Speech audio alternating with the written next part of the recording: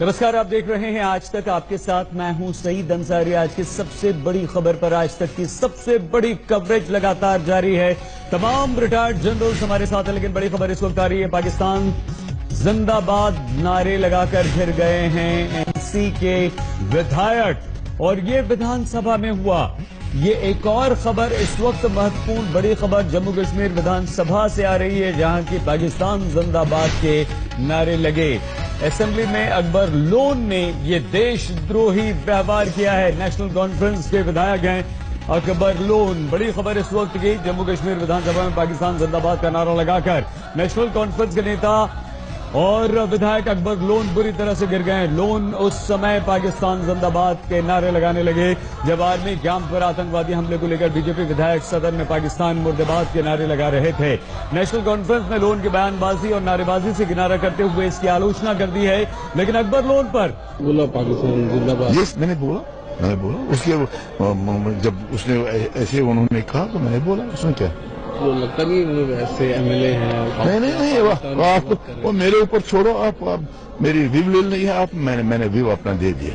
मैंने कह दिया आपको उससे क्या तकलीफ पहुंचती है। मैंने कह दिया इसमें अब कोई तकलीफ नहीं पहुंचती है। ये मेरा अपना व्यू है, पर्सनल व्यू है। हाउस के अंदर कह दिया, आपके सामने भी कहता हूँ, इसमें आपको कोई तकलीफ नहीं पहुंचनी चाहिए। बहुत अजीब सी बात ये लगती है, चोरी सीनाजोरी। अंसारी जो हम नहीं है, उनके साथ भी काफी गाली गलौज किया। वहां पर भी लॉ एंड ऑर्डर जैसी सिचुएशन विधानसभा में कश्मीर में हुई।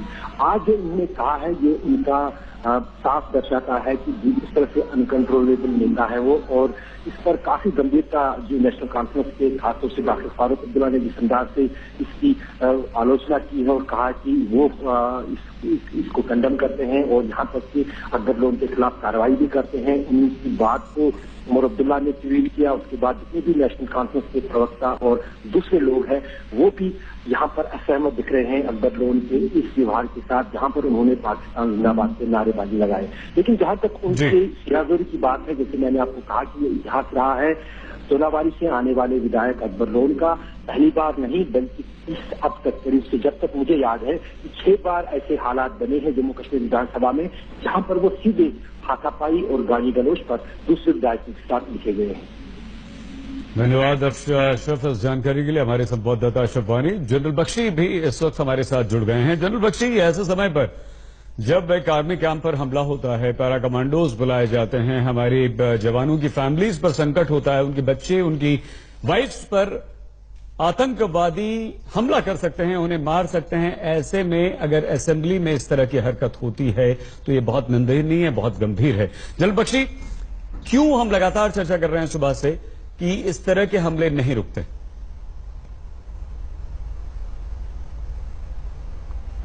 देखिए साहब, इस तरह के हमले नहीं रुकेंगे जब तक आप एक प्रोएक्टिव पॉलिसी नहीं अख्तियार करते कि पाकिस्तान को कॉस्ट और कीमत बढ़ाई जाए। हर हमला जो सीमा के इस पार होता है उसका पलटवार होना चाहिए, लाइन ऑफ कंट्रोल के उस पार, जरूरत पड़े तो इंटरनेशनल बॉर्डर के उस पार। ये क्या तमाशा है? वो आपने पूरी छूट दे रखी है दुश्मन को कि जब चाहे, जहां चाहे, जिस पे चाहे वार करे। हम केवल हाथ पे हाथ बांधकर उसके हमले का इंतजार करेंगे। उस पे फिर हमारी फौज के ऊपर टैं टिप्पणी होगी कि ये नहीं करते, वो नहीं करते। आप जब वो अपने सेल्फ डिफेंस में फायर करते हैं, आप उन पे एफआईआर लगाते हैं, आप हाथ पैर बांध के रख रहे हैं। ये गलत स्ट्रैटेजी है।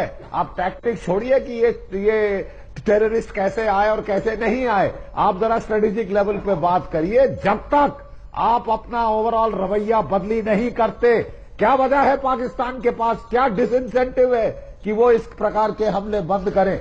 आपको जो है पलटवार करना होगा। ठीक है sir. You have to go beyond consequence and reaction in your own territory. और नंबर 2 इंपॉर्टेंट सवाल, नहीं, नंबर 2 इंपॉर्टेंट सवाल, प्लीज मुझे 10 सेकेंड और दीजिए। प्लीज नंबर 2 इंपॉर्टेंट सवाल, कश्मीरी पंडित वापस नहीं गए, लेकिन रोहिंग्या रेफ्यूजी वहां सेटल हो गए हैं आर्मी कैंप के साथ, ताकि टेररिस्ट वहां आए, सेफ हेवन मिले, उनके घरों से बैठ के वो हमारे डिफेंस को, पेरीमीटर को स्टडी करे, देखे गैप कहां है, वहां से हमला करे, हमला करके यहां चुप जाए। किसने रोहिंग्यास को वहां सेटल किया है? जनरल बख्शी, जो कि जिनकी कितनी क्रिमिनल एक्टिविटीज हैं, जो टेररिज्म के अंदर शरीक हुए हैं, 2 तो पकड़े गए और 1 मारा गया था। General Bakshi, gun running, drug smuggling, सब किस्म के कार्रवाई ये लोग करते आए हैं। किसने इनको सेटल ठीक है किया? सर, आर्मी कैंप के साथ। ठीक है सर। सर एक बहुत फैसिलिटेट किया ये अटैक। जनरल बख्शी, ये सवाल है, बहुत इंपॉर्टेंट को छोड़िए। जनरल बख्शी, बहुत इंपॉर्टेंट सवाल आपने यहां पर उठा दिया है रोहिंग्या का, और वो भी आर्मी कैंप के पास उनको बसाने का। मदद रोहिंग्या की तरफ से हुई है, ये भी एक सवाल उठा है, ये एक जानकारी भी यहां पर आई है। हालांकि इसकी सत्यता पर बात हो सकती है, लेकिन हम हमारे सारे गेस्ट पैनल से पहले उस पर बात कर लें। जनरल बहल, जनरल सिन्हा, कोमोडोर सिंह भी हमारे साथ हैं। हम शुरुआत कोमोडोर सिंह से करते हैं क्योंकि आप लोग तो यहां पर हमारे साथ हैं। कोमोडोर सिंह, ये किस तरह की मानसिकता है कि आप ऐसा देशद्रोही बयान अपनी स्टेट असेंबली में खड़े होकर देते हैं, उसके बाद आपको शर्म नहीं आती, उसके बाद आपको जरा सा अफसोस नहीं होता? ये किस तरह की पॉलिटिकल विल की कमी है, किस तरह की मानसिकता है?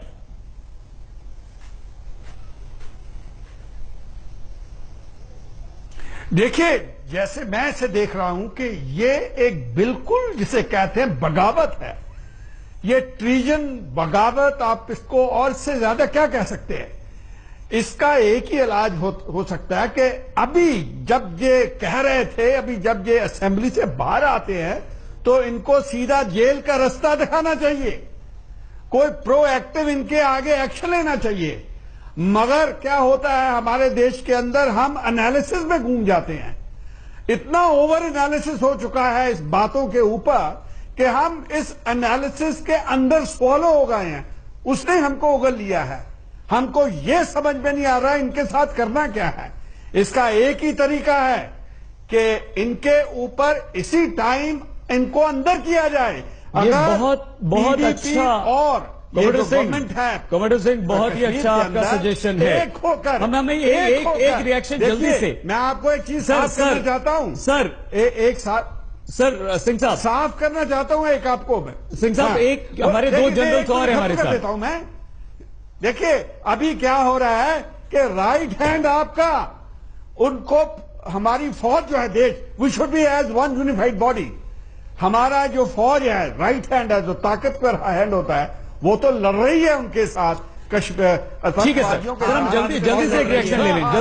जल्दी से रिएक्शन ले लें सर, जल्दी से। जनरल बहल, जनरल सिन्हा से एक रिएक्शन ले लें, उसके बाद दोबारा आपके पास लौटते हैं। लेकिन यहाँ जनरल बहल, जनरल सिन्हा, आप दोनों जवाब दीजिएगा एक एक करके।